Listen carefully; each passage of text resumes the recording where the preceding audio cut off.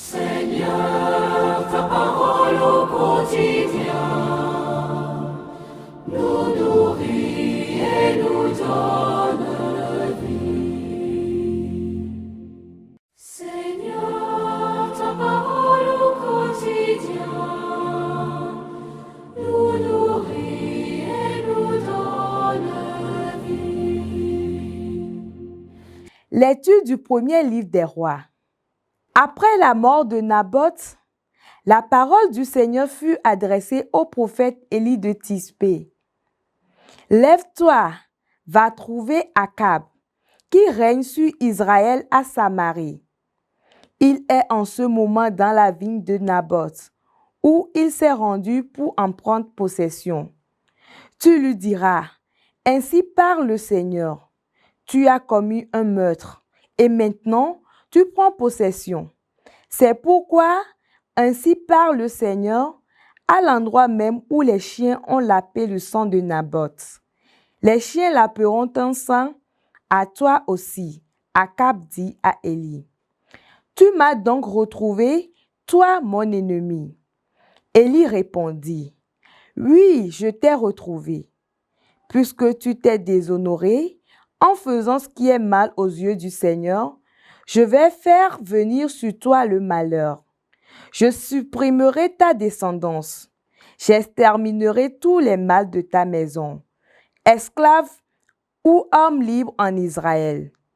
Je ferai à ta maison ce que j'ai fait à celle de Jéroboam, fils de Nébat, et à celle de Bassa, fils d'Ahias, tes prédécesseurs, car tu as provoqué ma colère et fait pécher Israël. Et le Seigneur a encore cette parole contre Jézabel. Les chiens dévoreront Jézabel sous les murs de la ville d'Israël. Celui de la maison d'Akab qui mourra dans la ville sera dévoré par les chiens. Celui qui mourra dans la campagne sera dévoré par les oiseaux du ciel. On n'a jamais vu personne se déshonorer comme Akab en faisant comme lui ce qui est mal aux yeux du Seigneur. Sous l'influence de sa femme Jézabel, il s'est conduit d'une manière abominable en s'attachant aux idoles comme faisant des Amorites que le Seigneur avait chassés devant les Israélites. Quand Akab entendit les paroles prononcées par Élie, il déchira ses habits. Il se couvrit le corps d'une toile à sac en vêtements de pénitence et il jeûnait. Il gardait la toile à sac pour dormir et il marchait lentement. Alors, la parole du Seigneur fut adressée à Élie. Tu vois comment Akab s'est humilié devant toi? Puisqu'il s'est humilié devant moi, je ne ferai pas venir le malheur de son vivant. C'est sous le règne de son fils que je ferai venir le malheur sur sa maison. Parole du Seigneur, nous rendons grâce à Dieu. Nous nourrit et nous donne vie. Pitié, Seigneur, car nous avons péché. Pitié pour moi, mon Dieu.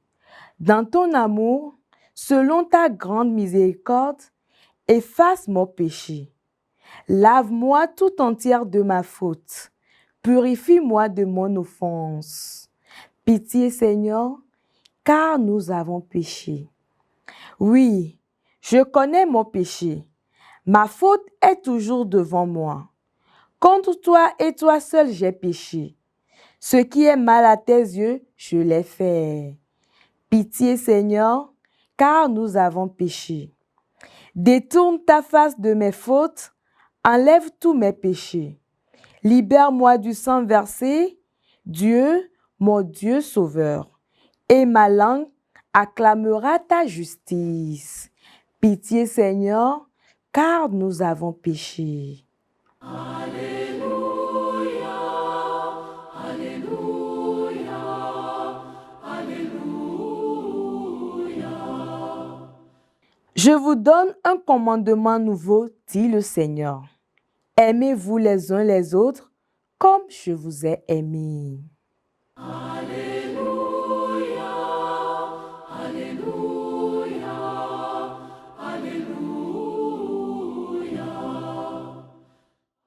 Évangile de Jésus-Christ selon saint Matthieu, chapitre 5, versets 43 à 48.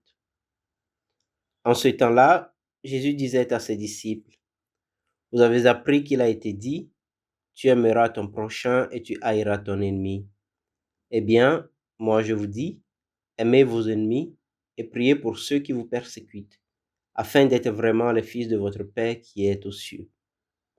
Car il fait lever son soleil sur les méchants et sur les bons, il fait tomber la pluie sur les justes et les injustes.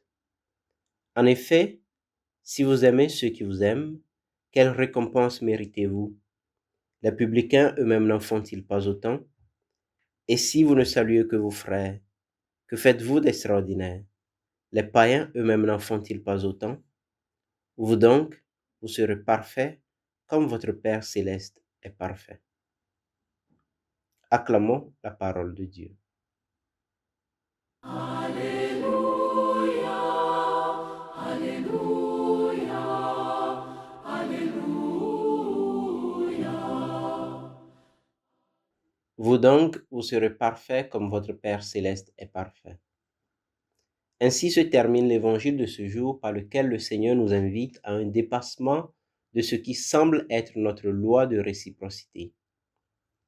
Aimer notre prochain, c'est-à-dire nos amis, et haïr nos ennemis. Il n'est pas toujours simple d'aimer, mais il semble du moins plus facile d'aimer nos prochains ou nos amis que nos ennemis. La recommandation de Jésus défie aujourd'hui nos habitudes en nous invitant à quitter la logique de la réciprocité pour entrer dans celle du don qui n'attend pas un retour similaire. Il est clair que la logique proposée par Jésus n'est pas humaine, mais plutôt divine, puisque lui-même nous dit qu'en y entrant, nous devenons des fils du Père qui est aux cieux. C'est parce que Dieu est capable d'aimer et de vouloir le bien de ceux-mêmes qui se font ses ennemis que Jésus nous invite à faire de même. Il donne son Père en exemple en disant, « Il fait lever son soleil sur les méchants et les bons. Il fait tomber la pluie sur les injustes et sur les justes. » Il est clair que pour répandre le bonheur de la pluie et du soleil, Dieu ne fait pas de sélection. Sinon parfois nous-mêmes, en commettant des injustices et en nourrissant parfois des méchancetés, nous serons privés du bonheur de la pluie et de la lumière du soleil, ce qui n'est pas le cas. Nous, chrétiens, sommes appelés à être différents et à agir d'une manière particulière au milieu de ce monde. Aux gens de son temps, Jésus demandait d'aller au-delà des attitudes des païens et des publicains. À nous, il peut également faire la même demande.